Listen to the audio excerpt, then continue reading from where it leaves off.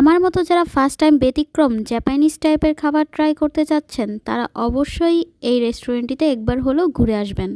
আসসালামু আলাইকুম, this is Sumaiya Sumo and welcome back to my birthday special blog. যেহেতু birthday চলতেছে সেহেতু তো একটু ব্যতিক্রম কোথাও যাওয়াটা খুব দরকার, তাই আমি ও আমার হাজব্যান্ড মিলে চলে এসেছি মিরপুরের জাপানিজ খাবারের জন্য বিখ্যাত সয়াতে।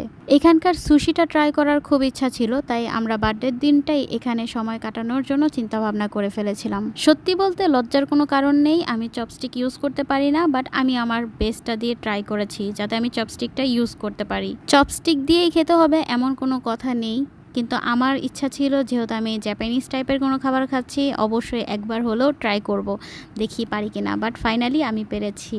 অনেস্টলি বলতে গেলে তাদের প্রত্যেকটা খাবারই অনেক মজা ছিল, কিন্তু সুশিটা আমার অনেক বেশি ভালো লেগেছে। আর সবচেয়ে ফানি বিষয়টা হচ্ছে আমি চপস্টিক দিয়ে তাদের সি ফুড সালাডটা ট্রাই করতে